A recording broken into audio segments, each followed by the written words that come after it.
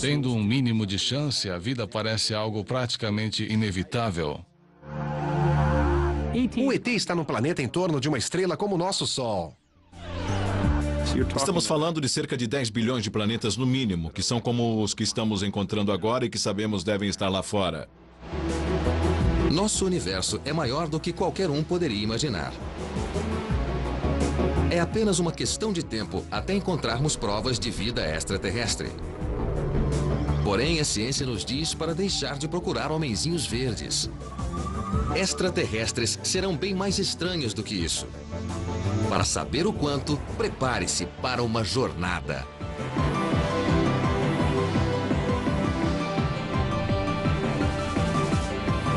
Safari Cósmico.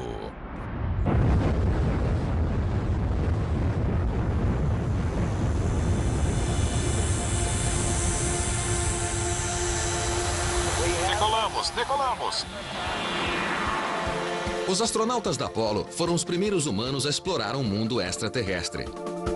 Mas não encontraram vida alguma na Lua.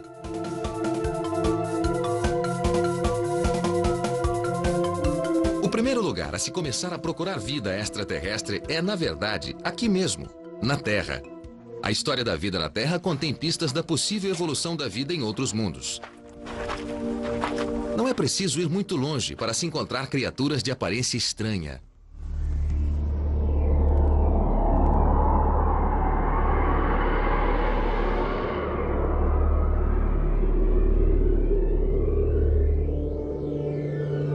Os profundos recessos de um sapato esportivo talvez não sejam um lugar muito aprazível para se viver. Porém, criaturas vivas são incrivelmente resistentes. Tudo o que é necessário para sobreviver é água e energia. Para os minúsculos ácaros no interior, a transpiração humana é uma fonte eterna. E os minúsculos flocos de pele em decomposição provêm alimento para a energia.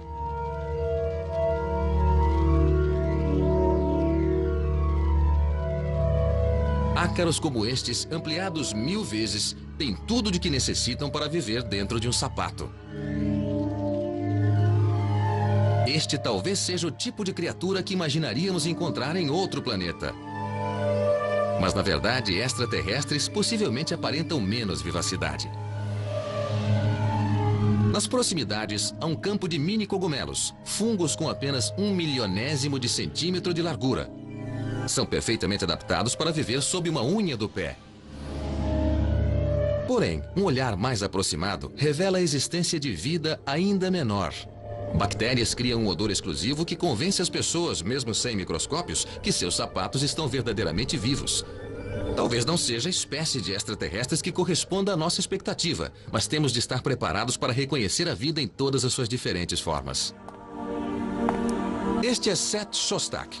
Ele é um investigador científico cuja tarefa é rastrear extraterrestres.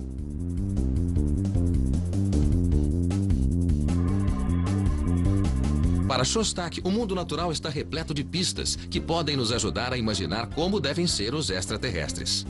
O universo inteiro é construído de algumas maneiras da mesma forma que vemos aqui. Em outras palavras, a física e a química são universais. Sabemos disso, isto não é especulação. Sabemos que as galáxias mais distantes são feitas do mesmo material encontrado aqui mesmo em nosso sistema solar e a física é a mesma. Mas isso não é tudo. Temos todas as razões para acreditar que as regras da evolução são as mesmas, em todo o universo também. Se pretendemos sobreviver, temos de fazer bom uso do que temos disponível. A vida evolui para se adaptar ao meio. O que vemos aqui é apenas a natureza adaptando-se aos vários tipos de meio ambiente que temos em nosso planeta. Nosso planeta é um bocado diversificado. Temos então espécies que preenchem todos os chamados nichos ecológicos, desde esses pequenos paquidermes robustos. Aqui há espaço naturalmente para o maior dos animais, e este é o tamanho máximo que eles atingiram aqui na Terra. Mesmo em ambientes como as profundezas do mar, prevalece a mesma regra. A seleção natural faz com que a natureza gere criaturas que melhor se adaptam. Isto é o melhor que a natureza pode fazer. Então, naturalmente, o que vemos aqui é o resultado do lugar onde foram criados, do jeito que foram. Eles são o produto de seu meio. E é difícil pensar em alguma coisa que não funcione dessa maneira mesmo no mais distante dos planetas. Então, vamos começar fora do planeta Terra. Fora do nosso sistema solar. Vamos levar conosco a ideia da evolução e seleção natural e ver que tipo de extraterrestres encontramos. Atravessando para o extremo oposto da Via Láctea, talvez tenhamos melhor sorte. Cada ponto de luz é uma estrela, como o nosso Sol. Mas naturalmente não encontraremos vida nas próprias estrelas. Se estamos em busca de extraterrestres, temos de checar os planetas orbitando em volta das estrelas, ou mesmo as luas girando em torno desses planetas. Imagine um mundo com mais água do que a Terra. Um planeta em que o mar representa 90% da superfície. E como ele é quase do mesmo tamanho da Terra, sua gravidade equivale à nossa também. Porém, o fato de haver tão pouca terra significa que a evolução tomou um caminho diferente.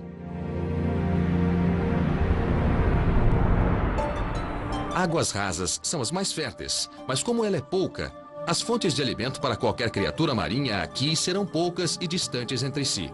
Então ela terá de viajar grandes distâncias para encontrar comida. Esta é uma versão extraterrestre de um tubarão. Sua necessidade de atravessar milhares de quilômetros entre refeições fez com que evoluísse de forma diferente. As longas e harmoniosas nadadeiras peitorais e as dorsais duplas ajudam a conservar energia à medida que desliza pela água em busca de presas. Porém, a eficiência energética não afetou apenas o formato do tubarão. Quando se trata de comportamento de caça, estes tubarões aprenderam que é mais eficaz trabalhar em dupla. Eles se comunicam por ultrassom, produzindo um barulho tão alto que atordoam e confundem sua presa, tornando possível capturar um cardume inteiro.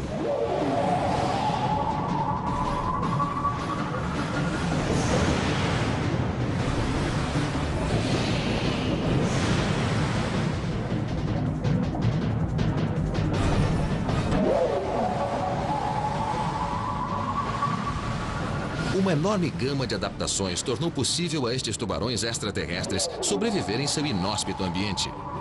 A evolução se aplica aqui tanto quanto na Terra. A ciência nos permite criar uma imagem realista de vida extraterrestre. Oh, eles pousaram! Oh, meu Deus, quem é? A Rússia? Não, os marcianos!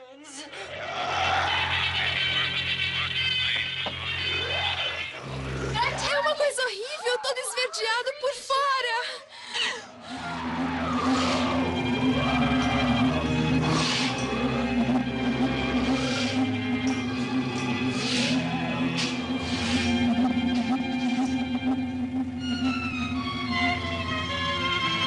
Seth Shostak é um grande fã de filmes de monstros extraterrestres. Mas o que o atrai não é o seu realismo grotesco. Os ETs dos filmes são provavelmente baseados nos próprios medos, fantasias e fobias humanas.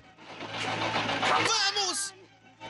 Sim, é verdade. Estes ETs aqui supostamente são de um outro planeta, mas se parecem demais com um sujeito qualquer com um probleminha de pele.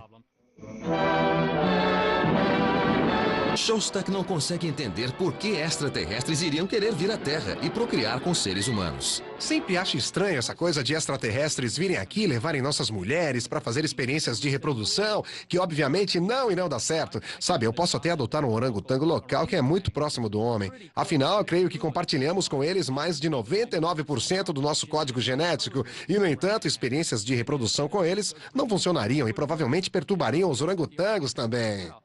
Então, eu acho que tudo isso não passa de profundos temores estabelecidos ao longo da história humana. Não posso conceber a ideia de que alguém invadiria sorrateiramente nosso quarto e nos levaria para fazer experiências que a mamãe não aprovaria. Mas não é apenas o que os extraterrestres fazem nos filmes que parece improvável. Até suas formas parecem erradas para um caçador científico de extraterrestres.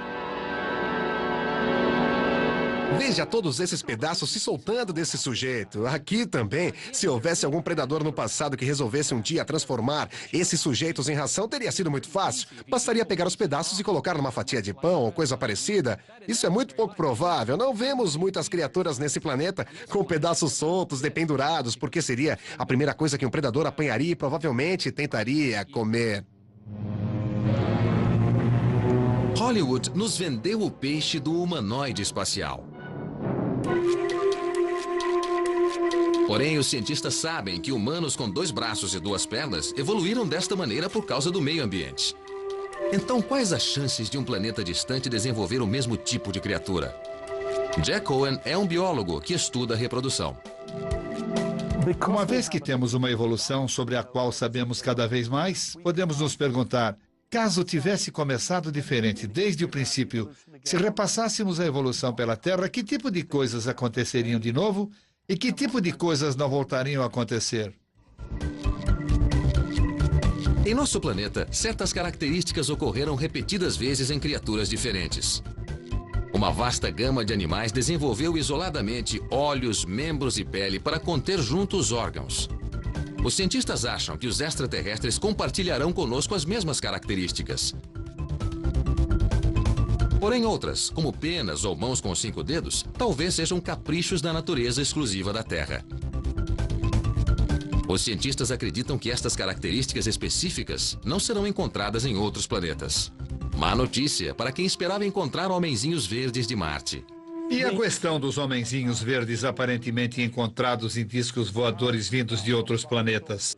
Eu não acredito neles.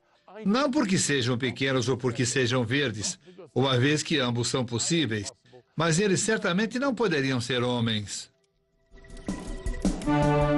Não importa quão longe nos aventuremos do espaço, nós provavelmente não encontraremos extraterrestres que se pareçam conosco. Porém, muitos cientistas acreditam que existe vida lá fora, e a busca para encontrá-la já está bastante adiantada.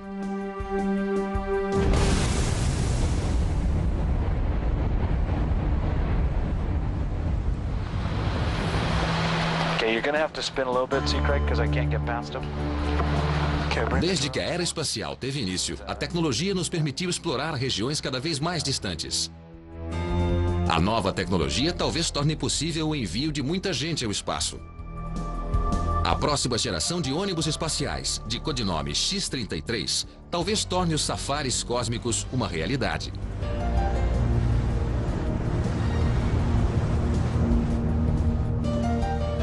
Tudo é feito para se reduzir o peso da espaçonave, para torná-la leve o bastante para ser lançada por um foguete de estágio único, porém grande o suficiente para transportar os blocos de construção de uma estação orbital.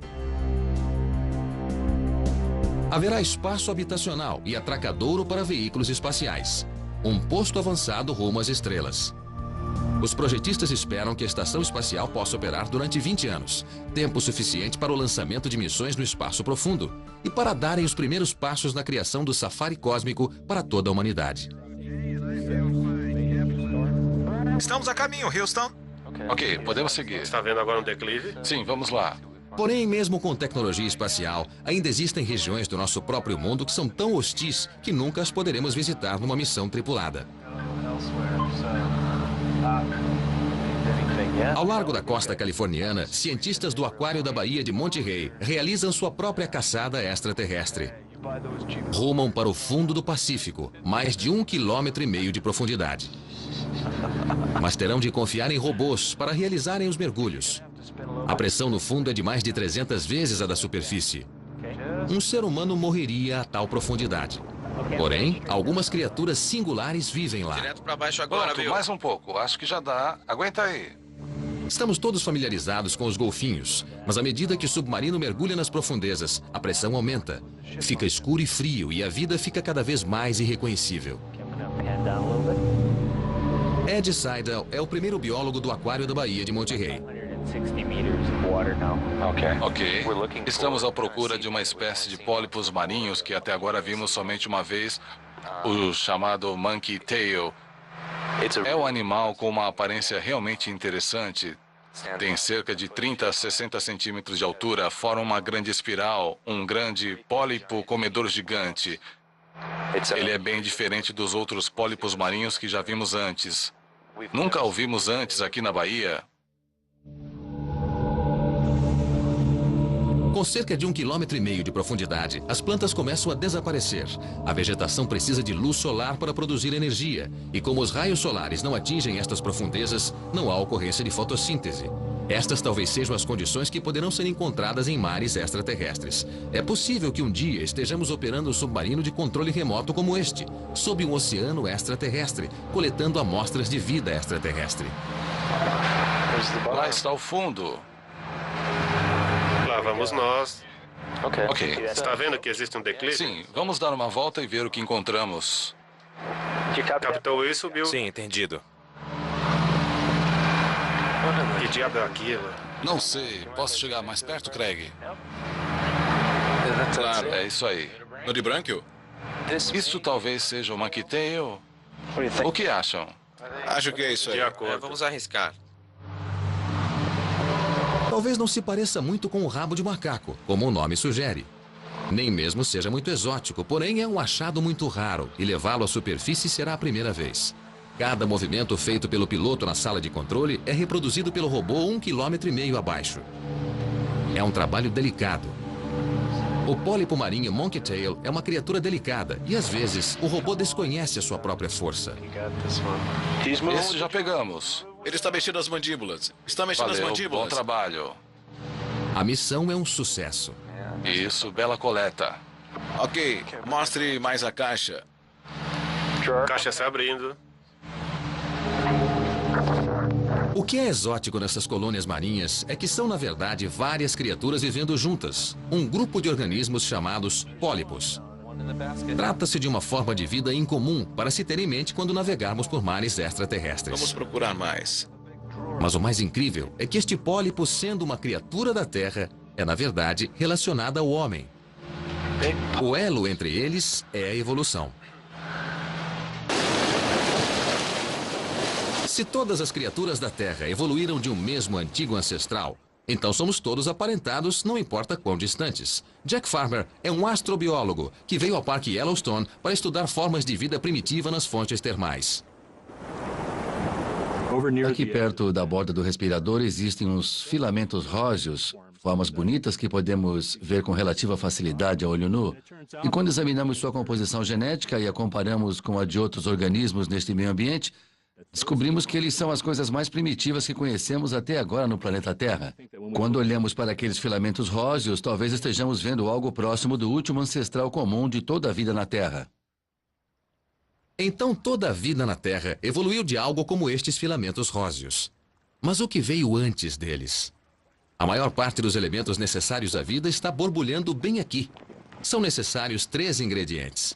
A mistura certa de elementos químicos carboníferos, água e energia. Yellowstone os possui todos. Na época em que a vida surgiu em nosso planeta, o meio ambiente era completamente diferente do que é hoje. Era muito mais quente. Provavelmente, um vulcão entrava em erupção a todo instante, havia índices altíssimos de ondas de calor. Era também um lugar perigoso para se habitar porque asteroides dos grandes chocavam-se contra a Terra com relativa regularidade. Então, em termos de surgimento da vida, ela surgiu, na verdade, num meio ambiente que nós consideraríamos hostil.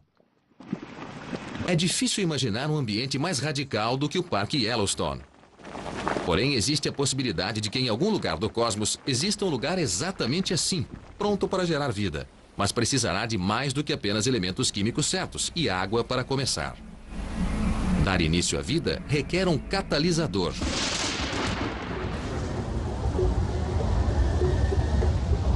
Energia. Teria de vir dos raios ou dos vulcões. Porém, uma vez acrescentado este último componente à mistura e o bolo cozinhar por alguns milhões de anos, ele teria o poder de transformar formas de vida unicelular em seres complexos.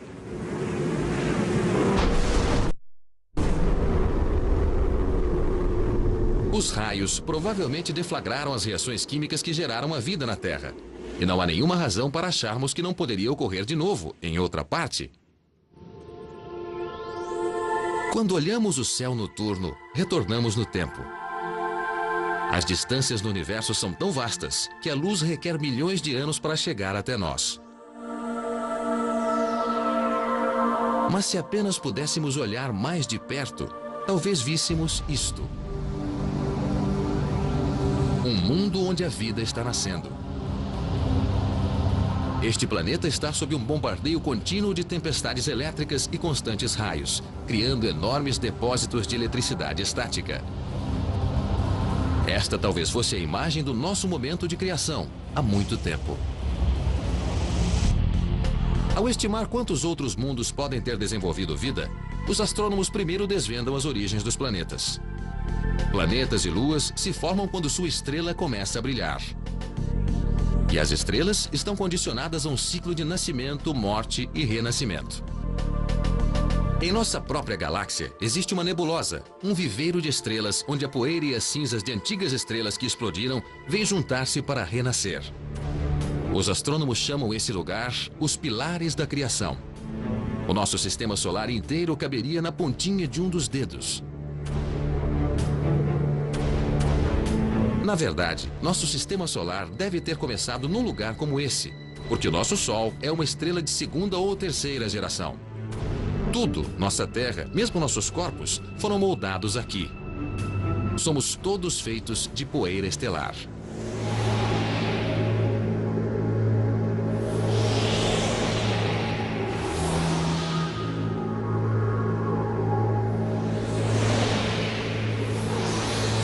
Todos os planetas do Sistema Solar são constituídos do mesmo material básico da Terra.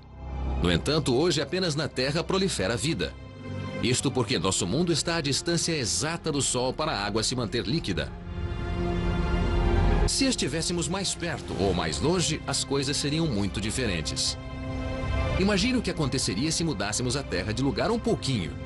É incrível a diferença que uns poucos milhões de quilômetros podem fazer. Empurre-a em direção ao Sol e logo temos um verão interminável. Toda a água evapora-se, formando uma gigantesca nuvem em torno da Terra. As pessoas morrem de sede. Quando a cobertura da nuvem se completa, o planeta inteiro fica envolto em escuridão. Depois de passar por Vênus, o planeta começará realmente a esquentar. Quando as nuvens evaporam, a Terra torna-se um deserto. Nada é poupado. Tudo está morto.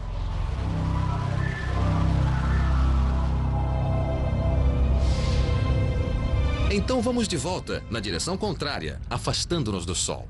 A temperatura esfria. Ao passarmos por Marte, os rios congelam. Os oceanos congelam. Tudo congela.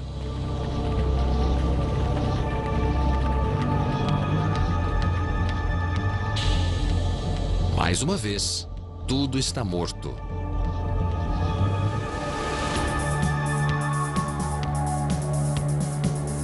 Poderíamos, naturalmente, produzir nossa própria água. Marte talvez seja frio demais para a vida prosperar. Porém, permanece tentador por ser o primeiro planeta extraterrestre que os humanos talvez venham a colonizar. Alguns já enxergam o planeta vermelho como a próxima parada do nosso safari cósmico. Marte poderá ser a nova fronteira. No início, a vida seria dura. Porém, gradualmente as famílias poderiam mudar para lá e até nascer lá. Lavouras poderiam alimentar as crescentes cidades marcianas, cultivadas geneticamente, de modo a se obter o máximo do solo e das condições marcianas climatizadas. Talvez, por fim, os engenheiros planetários pudessem criar em Marte sua própria atmosfera para que as plantas pudessem crescer no exterior. Porém, neste momento, não conseguimos nem criar um mundo interior artificial autossuficiente. Tudo isto apenas realça o quão extraordinário é o fato da vida ter se desenvolvido naturalmente e por si só em nosso mundo. A vida é incrivelmente resistente. Uma viagem de volta às fontes ferventes do Parque Yellowstone comprova isto. Se algo consegue sobreviver aqui, talvez alguma coisa possa viver em Marte.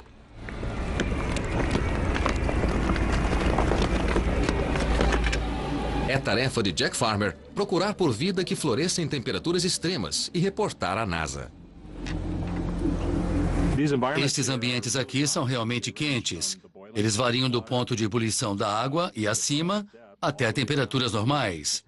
Então, de um modo mais amplo e particularmente na extremidade onde as temperaturas são mais quentes, descobrimos que há abundância de vida. Podemos ver estes matizes de laranja e amarelo aqui. São bactérias que, nesse caso, suportam temperaturas próximas dos 75 graus Celsius, realizando a fotossíntese, fazendo todas as coisas normais que se espera que uma planta faça. Mas aqui temos bactérias fazendo o mesmo a temperaturas altíssimas. Podemos encontrar alguns desses mesmos organismos no nosso sistema doméstico de calefação. É muito fácil para Jack Farmer colher amostras aqui no Parque Yellowstone.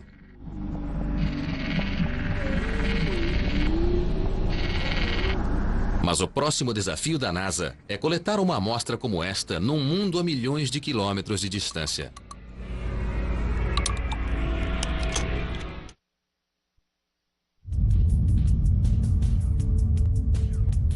Evidências de antigos leitos sugerem que rios e correntes fluíram outrora em Marte. Especialistas argumentam que boa parte dessa água talvez esteja agora congelada, com camadas sólidas de dióxido de carbono nas calotas polares de Marte. A NASA espera desvendar um dos maiores mistérios de Marte. O que aconteceu com toda a água? Uma missão não tripulada está prevista para 2004. Ela inclui esta máquina, um rover, que será enviado para analisar as rochas e as areias marcianas em busca de sinais de vida. O rover será capaz de retransmitir de volta para a Terra sinais do que estiver vendo. Porém, a distância é tão grande que não faz sentido a NASA tentar operar uma máquina por controle remoto. Os sinais de rádio demoram mais de 4 minutos, lento demais para evitar uma catástrofe caso algo aconteça. O rover terá de pensar por si próprio enquanto escava em busca de evidências. Este rover tem um braço que pode escavar o solo ou enterrar um instrumento. Possui também um outro braço, mais comprido, que é capaz de erguer bem alto instrumentos como se faz com um periscópio, para que possamos olhar o terreno em volta. Ou ele pode esticar o braço para mais longe e instalar um instrumento no solo. Missões tripuladas estão previstas, mas não antes de pelo menos 2015. Enquanto isso, as fotos coloridas do rover, tiradas em diferentes comprimentos de ondas de luz, talvez possam nos dar os primeiros vislumbres de vida em Marte. Se houver vida, serão minúsculos insetos. Porém, é mais provável que o rover desenterre fósseis deixados por espécies extintas. Parece que Marte jamais pôde desenvolver vida complexa devido ao frio intenso. Mas ainda é possível imaginar o que teria acontecido a Marte se as coisas tivessem sido diferentes.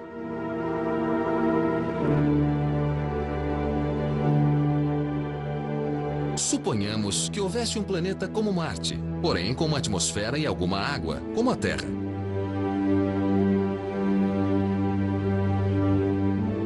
Um lugar do tamanho de Marte, metade do tamanho da Terra. Um planeta tão pequeno teria uma gravidade muito baixa, o que certamente afetaria suas formas de vida de modos singulares.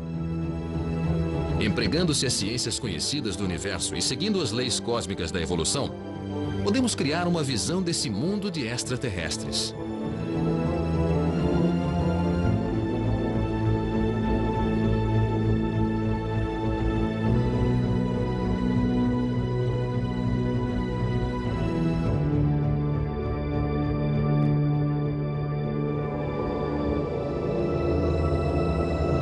Em termos cósmicos, este é um planeta jovem.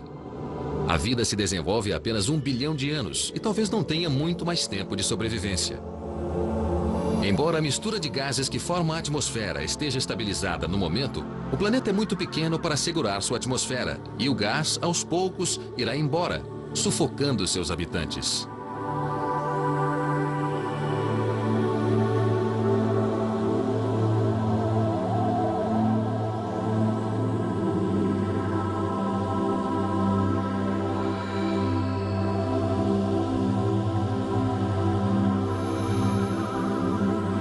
O planeta está recoberto de bactérias, exatamente como as que esperamos encontrar em Marte. As bactérias geram enormes quantidades de metano, que é liberado no ar e flutua para o alto, mantendo a frágil atmosfera.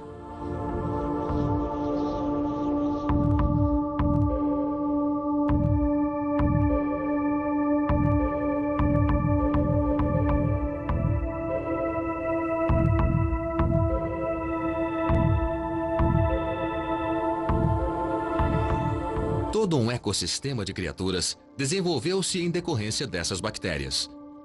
Existem algas, sedimentos vegetais que se alimentam das bactérias. Existem plantas que comem as algas, animais que comem as plantas. Porém, o mais curioso de tudo, um monstro híbrido, meio planta, meio inseto, inteiramente extraterrestre. O Davotril.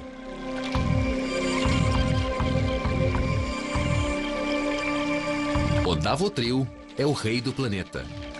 Com mais de 1 metro de altura, domina tudo. É constituído como um inseto terrestre. Porém, a baixa gravidade do planeta permitiu-lhe atingir essas proporções monstruosas. A gravidade relativamente elevada da Terra é parcialmente o que mantém nossos insetos pequenos.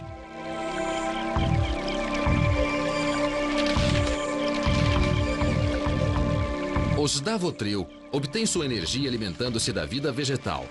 Porém, a fonte de alimento não é suficiente para sustentá-los. Felizmente, esta criatura é apenas meio inseto. Suas asas também são plantas vivas, plantas que absorvem energia diretamente do Sol através da fotossíntese.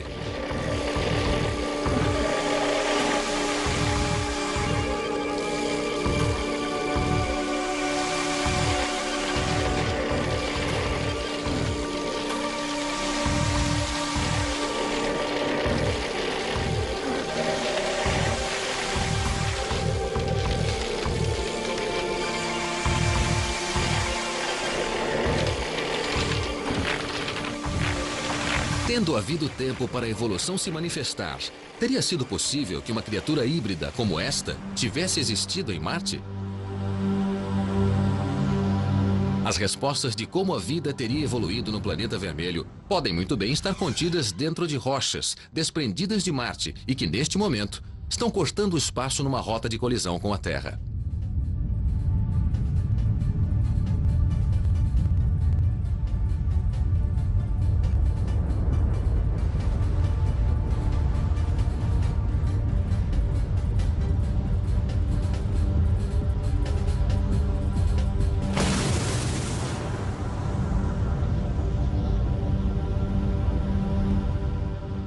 Este é um dos famosíssimos meteoritos marcianos, agora chamado Alan Hills 84001. Ganhou manchetes. Rocha número 84001. Certamente deve ser um dos mais incríveis insights do nosso universo que a ciência já desvendou. A prova da vida em Marte. Vida em Marte. Vida em Marte. Esta foi coletada na Antártida em 1984 e há poucos anos uma equipe de cientistas da NASA encontrou pequenas formas do tipo larvas que julgaram ser remanescentes de seres vivos, agora fossilizados. Mas a comemoração teve curta duração. Acabou que os fósseis eram apenas depósitos minerais que pareciam larvas. Mas isto não significa que não haja vida em Marte. Podemos apenas estar olhando para o pedaço de rocha errado. Talvez os marcianos vivam em outra parte do planeta. Um lugar que ainda não enviou meteoritos para a Terra. A busca por um segmento de vida extraterrestre continua. Lori Lashen é uma cientista cosmoquímica que está tentando descobrir o que procurar no próximo pedaço de rocha que viermos a ter em nossas mãos. Seja um meteorito ou uma amostra coletada diretamente. Eu acho que o meteorito marciano nos ensinou muito sobre as formas de se procurar por vida em materiais extraterrestres. Ele realmente nos mostrou quão pouco sabemos sobre o que de fato é uma indicação de atividade biológica, o que é realmente um sinal inequívoco de vida. E este foi o resultado maior de toda essa controvérsia sobre o meteorito marciano. Obrigou-nos a todos a nos posicionarmos melhor diante do que viermos a ver. Já que sabemos que teremos amostras de Marte no retorno da espaçonave que para lá enviarmos nos próximos 10 anos, a primeira pergunta será, bem, há evidência de vida ou não? Parece que existe uma esquerda. Sim, deve haver. E depois haver. moveu-se. A maioria dos meteoros não vem de Marte, mas de um cinturão de asteroides entre Marte e Júpiter. Chuvas de pedras são lançadas através do sistema solar, muitas das quais acabam rumando direto para a Terra.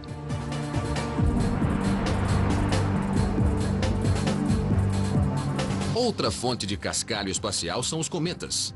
Os cometas são vastas bolas de neve suja cortando o espaço.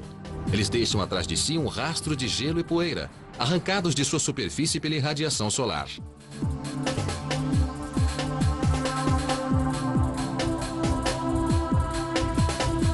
Quando um cometa passa perto da Terra, um rastro de poeira espacial salpica nossa atmosfera, resultando num incrível espetáculo no céu noturno.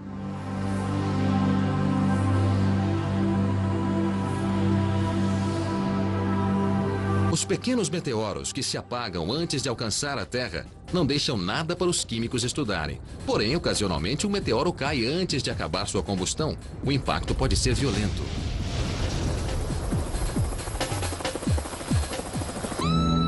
Há muitos meteoros que sobreviveram após sua colisão com a Terra. E alguns deles contêm algo fascinante. Não propriamente comprovação de vida, porém, a própria construção de segmentos da vida. Levanta a possibilidade de que meteoritos possam ter plantado a semente da vida na Terra. Existem muitas ideias sobre meteoritos terem trazido, quer sejam segmentos da vida ou a própria vida aos primórdios da Terra, e há boas razões para isto. Meteoritos como este, chamado Murchison, está repleto de matéria orgânica. E quando observamos esses materiais carboníferos de perto, encontramos coisas como aminoácidos, que são a base das proteínas. Quero dizer, essas são as moléculas precursoras da vida na Terra. Então, se esta teoria for verdadeira e tiver havido vida em Marte, um meteorito poderia ter sido o catalisador da vida na Terra. Sendo assim, os ancestrais da raça humana teriam sido de outro planeta. Então, se sementes de vida estão voando por todo o sistema solar, onde mais a vida extraterrestre estaria escondida? Teria de ser em algum lugar que tivesse água. E o lugar mais provável para se procurar não é um planeta, mas uma lua. Na verdade, há uma lua em particular que a NASA já está se preparando para explorar. Uma que pode estar proliferando vida extraterrestre, submarina.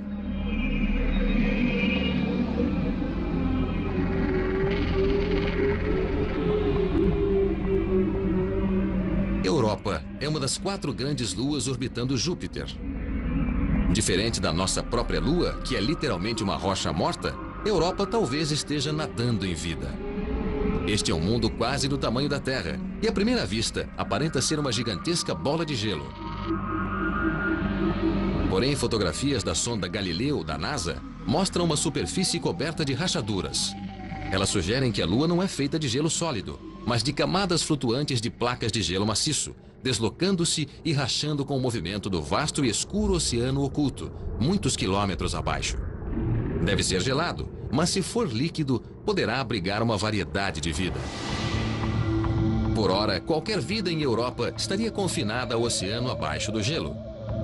Mas se deixarmos a evolução executar sua mágica durante alguns bilhões de anos, então talvez alguns intrépidos europanos consigam galgar através do gelo e estabelecer morada na superfície. Teríamos então um mundo de monstros do gelo. Vamos avançar alguns milhões de anos e ver o que poderia acontecer em Europa. Que tipo de vida se desenvolveria sobre um mundo de gelo? Este planeta está perpetuamente aprisionado na era glacial. É uma nevasca de grandes proporções o ano inteiro, bem desolador para nós humanos. Não duraríamos mais que alguns minutos. Porém, bolsões de vida podem sobreviver devido a pequenas poças de água em torno de respiradouros térmicos. É um pouco como o Parque Yellowstone no inverno, um vasto campo de neve pontilhado de fontes termais. A sobrevivência aqui depende de se conseguir manter-se aquecido. Para viver nestas temperaturas, esta antiga criatura desenvolveu técnicas especiais de conservação de calor e energia. É bem mais fácil manter-se aquecido quando se é grande. Então, pode parecer um tatu. Mas, na verdade, é do tamanho de um elefante. A placa sobre suas costas não é uma armadura, mas um estofamento acolchoado feito de matéria de fibra celulosa, para manter o sangue aquecido durante esta constante nevasca. Contém um anticongelante em seu sangue e um metabolismo extremamente lento. E 6 pernas, para dar-lhe melhor desenvoltura sobre a neve. Este planeta pode parecer inóspito e deserto, mas nenhum animal pode viver isolado. Existe toda uma cadeia de animais e plantas comendo e sendo comidos. Este gigante de gelo desenvolveu um método engenhoso de apanhar peixes. Precisa ser grande para sobreviver no gelo, mas ao mesmo tempo é grande demais para nadar nas lagoas em meio ao gelo. Poderia entrar nela, mas não conseguiria sair com suas garras para uma superfície escorregadia. Porém, há meios mais fáceis de pescar do que esse. Ele desenvolveu um arpão embutido.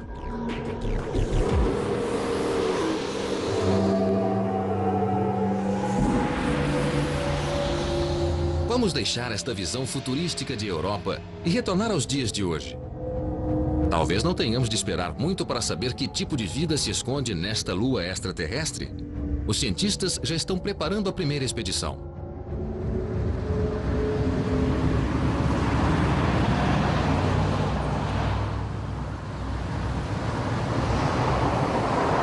Frank Carsey lidera uma equipe da NASA que está tentando equacionar como viajar os 560 milhões de quilômetros até a Europa, derreter 13 quilômetros de gelo e então começar a procurar por vida. Bem, algumas coisas são fáceis de falar e extremamente difíceis de fazer. É fácil dizer que iremos derreter o revestimento de gelo de Europa com algum tipo de sonda térmica energizada por algum tipo de gerador radiotérmico, como os usados por outras espaçonaves, e que esse processo nos daria acesso ao oceano.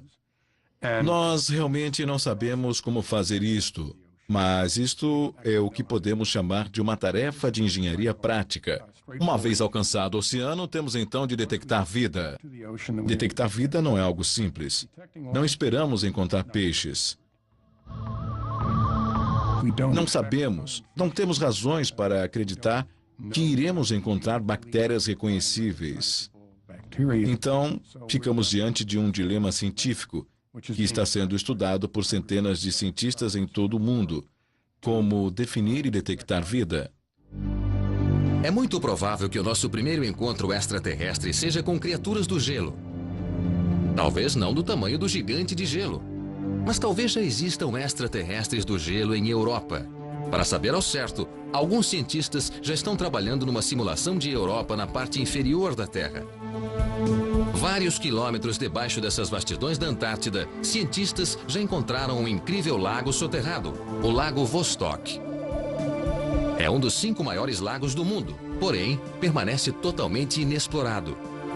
Ele pode ter ficado completamente isolado pelo gelo do resto da evolução do mundo por até 20 milhões de anos. E assim como a Europa, ainda não se conhece quais segredos se ocultam nos profundos abismos do Lago Vostok.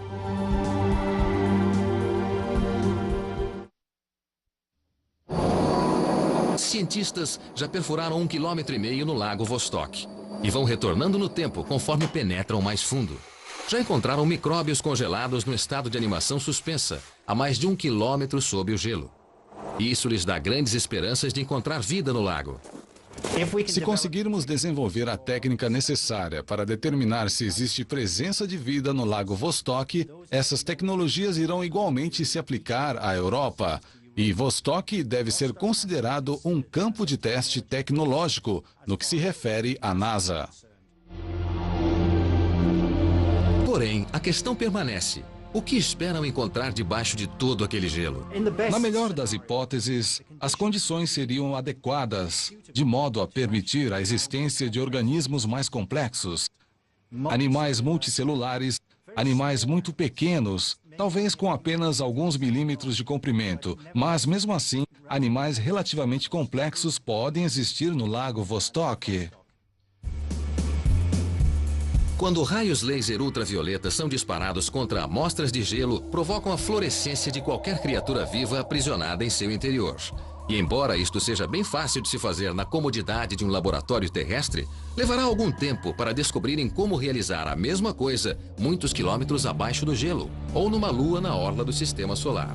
Uma vez aprovadas estas técnicas na Antártida, a próxima difícil tarefa para a equipe da NASA é miniaturizar a tecnologia para que toda ela caiba dentro de uma pequena sonda peso-pena. Isto é um protótipo do tipo de sonda que talvez consiga abrir caminho derretendo a crosta de gelo de Europa. E estará repleta de sensores para ter todas as chances de encontrar vida. Mas isto não é um sistema comum de câmeras. A ponta da sonda contém uma sofisticada haste óptica, feita de milhões de fibras ópticas prensadas juntas, formando um resistente dispositivo sensível de imagens. Fotos nítidas são uma coisa, mas Frank Carsey ainda está buscando uma solução ao problema maior: como evitar contaminar o oceano de Europa com a vida da Terra? Um minúsculo micróbio da Terra ou um fragmento de DNA preso à sonda poderia acabar com as chances de se descobrir um extraterrestre, sem mencionar o estrago ao ecossistema de um outro mundo. Essa é uma possibilidade muito desafiadora. Neste momento, com a tecnologia de hoje, não sabemos como fazer isto. Não sabemos como levar algo com essas dimensões e garantir que não contenha micróbios, esporos, nenhuma matéria genética. Não sabemos como fazer isto. Não sabemos como realizar nenhuma destas três coisas. Não podemos garantir que essa sonda esteja estéril e limpa. Então, temos um longo caminho até desenvolver esta possibilidade. Não considero impossível, mas é algo que requer tempo e esforço. Talvez leve uns 20 anos para a missão para a Europa se realizar. Frank Kelsey e sua equipe estão confiantes de que um dia será possível explorar o nosso sistema solar completamente e descobrir o que é realmente a vida extraterrestre no espaço próximo. Porém, isto é apenas o nosso sistema solar. Existe todo um universo ainda a ser explorado pelo nosso safari cósmico.